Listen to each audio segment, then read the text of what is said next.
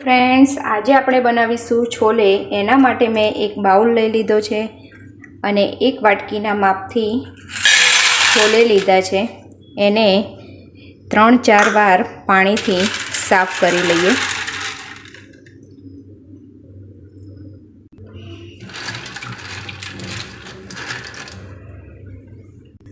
તો મેં અહીં 3-4 વાર પાણીથી સાફ કરીને લઈ લીધા છે। હવે એને ગરમ પાણીમાં એડ કરીને 5 થી 6 કલાક સુધી રહેવા દઈશું। તો મેં અહીં બીજા બાઉલમાં ગરમ પાણી લઈ લીધું છે, તો એને ગરમ પાણીમાં છોલેને એડ કરી દઈશું અને ઢાંકીને 5 થી 6 કલાક માટે પલળવા દઈશું। 4 થી 5 કલાક થઈ ગયા છે, તો હવે એને ચેક કરી લઈએ। સરસ પલળીને તૈયાર થઈ ગયા છે, તો હવે કુકરમાં એડ કરી લઈશું અને 4 થી 5 સીટી થવા દઈશું। એમાં થોડું મીઠું એડ કરીશું। કુકરનું ઢાંકણ બંધ કરી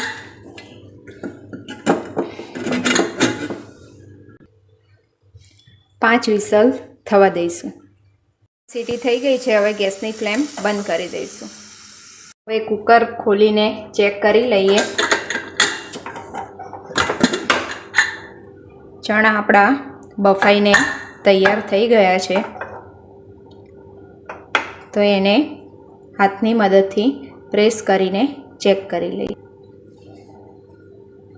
તો આ રીતે હાથની મદદથી પ્રેસ કરીને ચેક કરીએ તો સરસ ચણા બફાઈને તૈયાર થઈ ગયા છે। તો હવે વઘાર કરવા માટે તેલ મૂકી દઈશું। વઘાર માટે એક પેન લઈ લીધું છે। ગેસ ચાલુ કરીને એમાં 4 મોટી ચમચી તેલ એડ કરી દઈશું।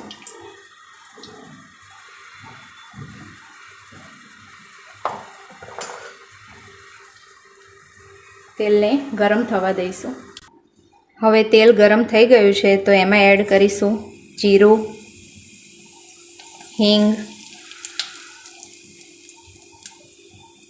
અડધી ચમચી હળદર પાવડર, આદુ, મરચાં અને લસણ।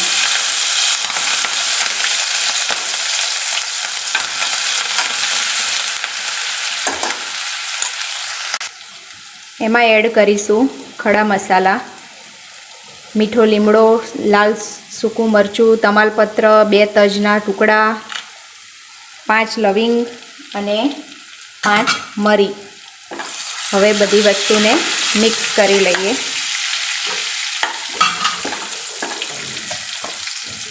મેં અહીં 2 મોટી ડુંગળીની પેસ્ટ બનાવીને રાખી છે, એ હું અંદર એડ કરું છું।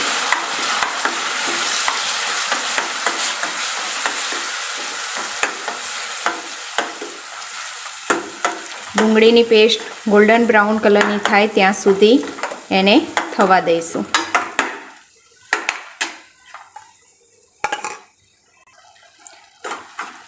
ડુંગળી સરસ ચડી ગઈ છે, તો હવે એમાં એડ કરીશું ટામેટાની પેસ્ટ। એ મેં 2 મીડિયમ સાઇઝના ટામેટાં લીધા છે, એની ગ્રેવી બનાવીને લીધી છે। હવે બંનેને મિક્સ કરી લઈએ।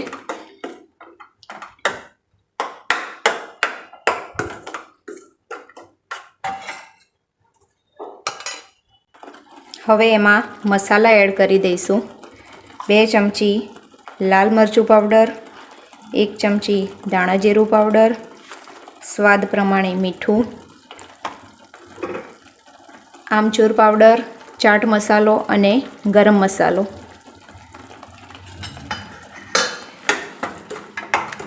હવે બધા મસાલાને ગ્રેવી સાથે મિક્સ કરી લઈએ।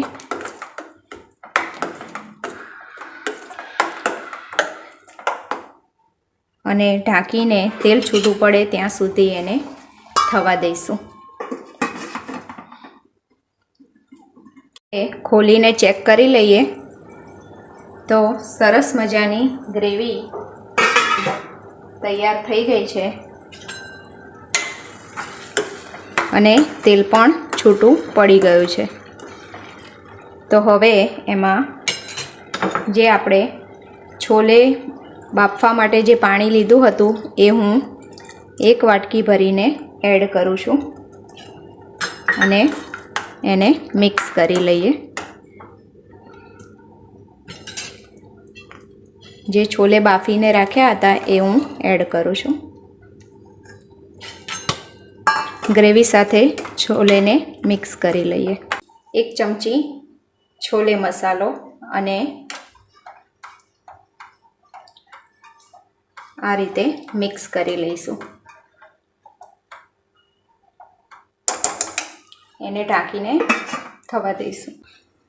હવે ખોલીને ચેક કરી લઈએ. 10 મિનિટ થઈ ગઈ છે. તો જુઓ ફ્રેન્ડ્સ, તેલ છૂટું પડી ગયું છે અને સરસ મજાના છોલે તૈયાર થઈ ગયા છે. તો હવે એમાં એડ કરીશું ધાણા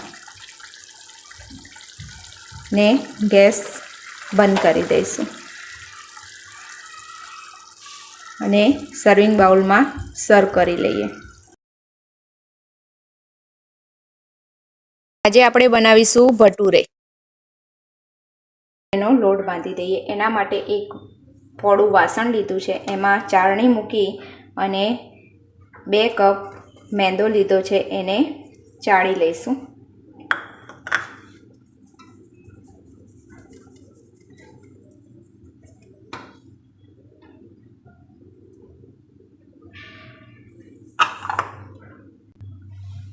એમાં એડ કરીશું સ્વાદ પ્રમાણે મીઠું,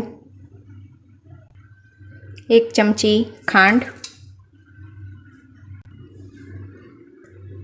2 ચમચી દહીં,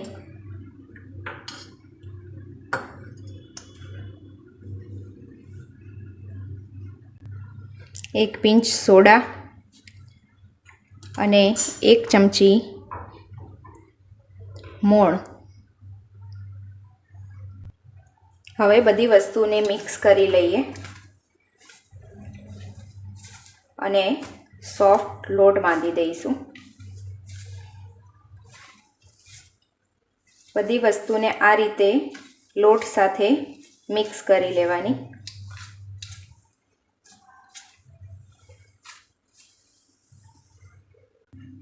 આ રીતે મેં બધા લોટને મસળી લીધો છે. હવે એમાં થોડું થોડું પાણી ઉમેરી અને સોફ્ટ એવો લોટ બાંધી દઈશું.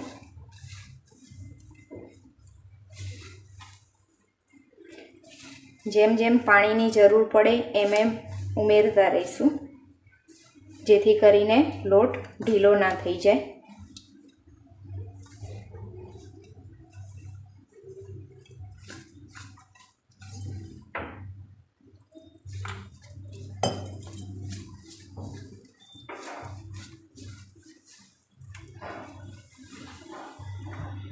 હવે એમાં અડધી ચમચી જેટલું તેલ એડ કરીને એને ચીકણો કરી લઈએ.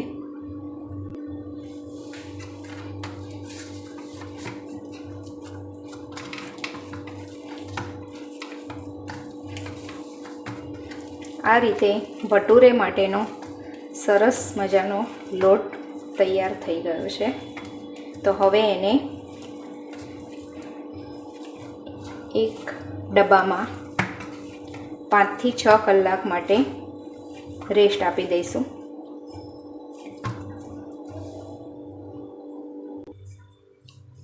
મેં અહીં એક ડબ્બો લીધો છે. એને આ રીતે તેલ લગાવીને ગ્રીસ કરી લઈશું અને એમાં આપણે જે લોટ તૈયાર કર્યો છે એને આ રીતે ખુલ્લો કરીને ઢાંકીને 7 થી 8 કલાક માટે મૂકી દઈશું. 7 કલાક થઈ ગયા છે અને લોટને ચેક કરી લઈએ તો આ રીતનો લોટ સોફ્ટ તૈયાર થઈ ગયો છે. તો એને એક બાઉલમાં આ રીતે લઈને થોડો મસળી લઈશું. સરસ મજાનો ભટુરે માટેનો લોટ તૈયાર થઈ ગયો છે.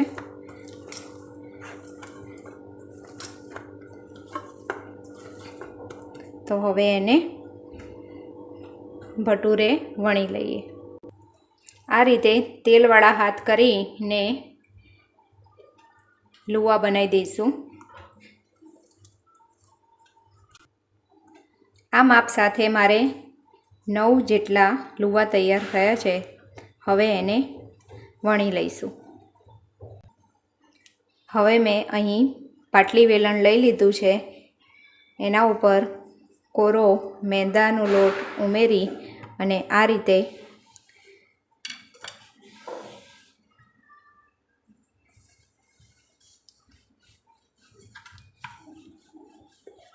એકદમ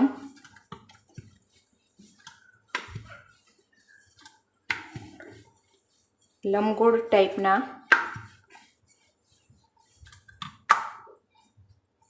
ભટુરે વણીને તૈયાર કરી લઈશું.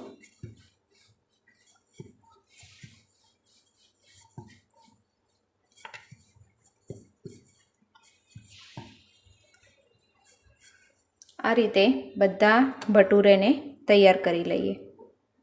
આ રીતે હું બીજા ભટુરેને પણ વણીને તૈયાર કરી લઉં છું. આ રીતે બધા ભટુરે વણીને તૈયાર કરી લઈએ. હવે એને તળવા માટે કઢાઈમાં તેલ ગરમ થવા માટે મૂકી દઈશું. તો તેલ મૂકી દીધું છે અને ગેસ ચાલુ કરીને તેલને થવા દઈશું. હવે તેલ ગરમ થઈ ગયું છે તો એમાં ભટુરે એડ કરી દઈશું.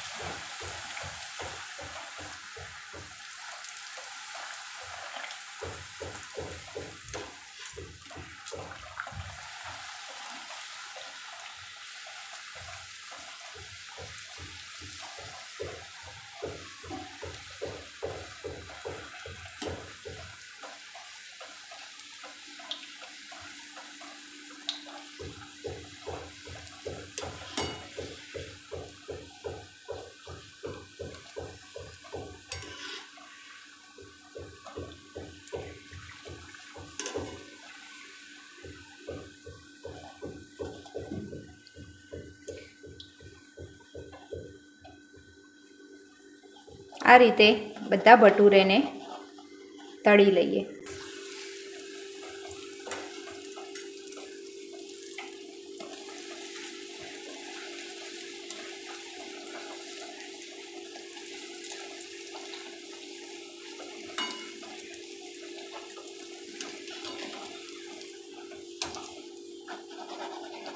સરસ મજાના ભટુરે તૈયાર છે.